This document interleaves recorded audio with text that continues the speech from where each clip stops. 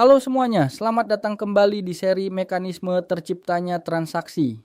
Kalau di episode sebelumnya kita sudah bahas tentang bagaimana desire atau keinginan terbentuk dalam diri seseorang, maka episode kali ini adalah kelanjutannya. Kita akan bahas fase berikutnya dalam perjalanan konsumen, kapan dan bagaimana desire itu berubah menjadi tindakan. Dalam buku saya, ini adalah fokus utama dari bab 20 yang membahas tentang perubahan dari dorongan internal menjadi aksi nyata. Salah satunya saat seseorang mulai mengetik kata kunci di marketplace atau membuka aplikasi e-commerce.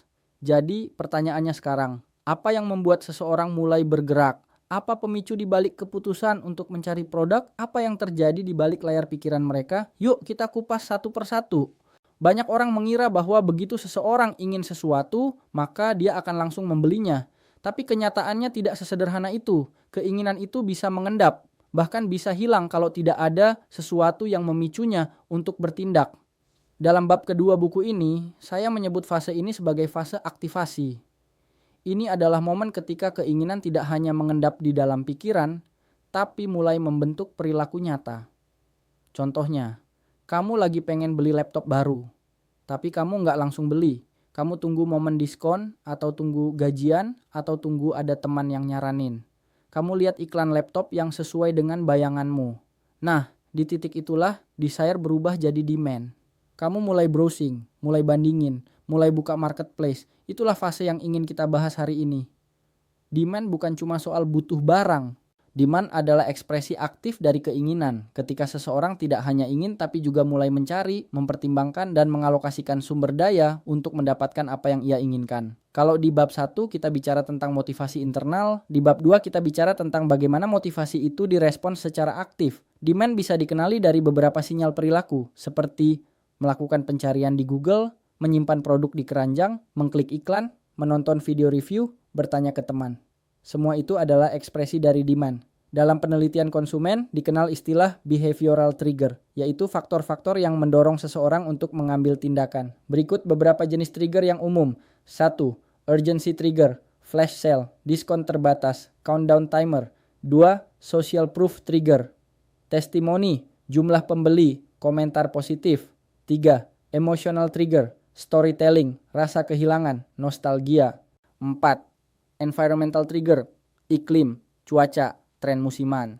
5. Contextual trigger, momen pribadi, gajian, ulang tahun, pindahan. Dalam bab 2 saya mencontohkan bahwa seorang ibu rumah tangga bisa saja tiba-tiba mencari blender baru karena melihat temannya posting resep smoothie. Padahal sebelumnya dia nggak merasa butuh. Artinya trigger bisa datang dari mana saja dan tidak selalu rasional. Untuk memahami perjalanan konsumen lebih sistematis, kita bisa pakai model AIDA. Attention. Konsumen mulai sadar akan suatu produk. Interest. Mulai muncul rasa ingin tahu. Desire. Timbul keinginan untuk memiliki. Action, melakukan sesuatu untuk mendapatkannya. Fase yang dibahas di bab 2 adalah dari desire ke action. Banyak brand gagal di titik ini karena hanya bermain di awareness dan interest. Mereka tidak cukup kuat memberikan alasan dan momentum agar desire konsumen berubah jadi action. Kita ambil contoh sederhana. Seorang remaja melihat influencer favoritnya review produk skincare. 1. Awalnya dia cuma scroll-scroll. 2. Lalu dia mulai merasa, wah, kulitku kayaknya juga perlu dirawat. 3. Dia ingat ada jerawat yang belum hilang-hilang. 4. Dia klik link, masuk ke marketplace, lihat harga, baca testimoni. Pada titik ini dia belum tentu langsung beli, tapi dia sudah masuk ke fase demand. Artinya dia sudah ada di mode pencarian. Dalam buku saya menyebut ini sebagai zona transisi emosional. Momen ketika desire yang awalnya samar jadi makin konkret. Di era digital, satu kali interaksi bisa melahirkan spiral pencarian. Contohnya, kamu pernah klik produk sepatu olahraga. Besoknya kamu disuguhi iklan dari 5 brand berbeda. YouTube kasih kamu video review. TikTok munculin konten unboxing. Inilah yang disebut sebagai eksalasi algoritmik. Dan ini sangat memengaruhi fase transisi desire ke demand. Dalam buku, saya juga membahas pentingnya dialog internal dalam proses pengambilan keputusan. Ketika seseorang mulai mempertimbangkan pembelian, dalam pikirannya ada suara-suara seperti, apa aku benar-benar butuh ini? Kalau aku nggak beli sekarang, bakal nyesel nggak ya? Apa ini harga terbaik? Dialog internal ini bisa berlangsung selama menit, jam, bahkan berhari-hari. Tugas brand dan marketer adalah mengisi dialog ini dengan pesan yang memperkuat keputusan. Bukan sekadar memaksa beli, tapi memperkuat alasan kenapa produk ini masuk akal untuk dibeli. Menurut Google Consumer Insight, 89% konsumen melakukan riset sebelum membeli barang, bahkan untuk produk di bawah Rp500.000. Rata-rata, konsumen membuka lebih dari 3 platform sebelum mengambil keputusan. 70% keputusan terjadi bukan karena iklan langsung, tapi karena rekomendasi, konten, dan pengalaman user lain berdasarkan data dari Nielsen Indonesia 2023. Konsumen urban Indonesia cenderung mencari review di TikTok dan YouTube sebagai sumber utama sebelum membeli produk fashion dan skincare. 1 dari 3 pengguna e-commerce di Indonesia mengandalkan diskon kilat sebagai pemicu utama pencarian produk. McKinsey & Company juga mencatat, di pasar Asia Tenggara, kecepatan pengiriman dan kejelasan informasi produk memiliki dampak lebih besar dalam mendorong pencarian dibanding iklan yang bersifat emosional.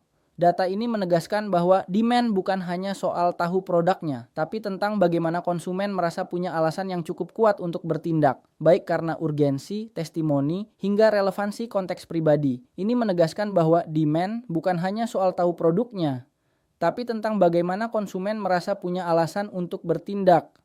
1. Desire muncul dari motivasi internal. 2.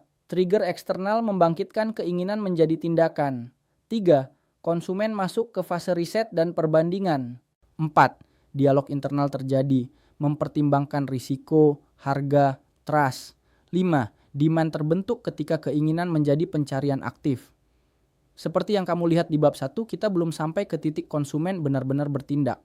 Nah, di bab 2 ini kita masuk ke fase paling penting, titik ketika keinginan mulai berubah jadi aksi. Seperti yang saya tulis dalam buku, transaksi tidak selalu didorong oleh kebutuhan, tapi seringkali oleh lingkungan yang berhasil mengaktifkan keinginan menjadi tindakan. Jadi, di episode ini, yang merujuk pada bab 2 buku Mekanisme Terciptanya Transaksi, kita membahas bagaimana desire berubah jadi demand. Kita belajar bahwa konsumen tidak langsung bertindak meski punya keinginan. Perlu pemicu, lingkungan, sosial, emosional. Prosesnya tidak selalu rasional, tapi sangat personal. Dan ketika demand sudah terbentuk, maka langkah selanjutnya adalah bagaimana konsumen mengevaluasi pilihan, yang akan kita bahas di episode berikutnya. Di episode selanjutnya, kita akan masuk ke bab 3.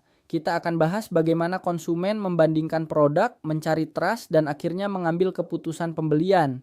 Apa yang membuat orang memilih satu brand dibanding brand lain, dan bagaimana brand bisa membangun kredibilitas di tengah keraguan. Sampai jumpa di episode berikutnya.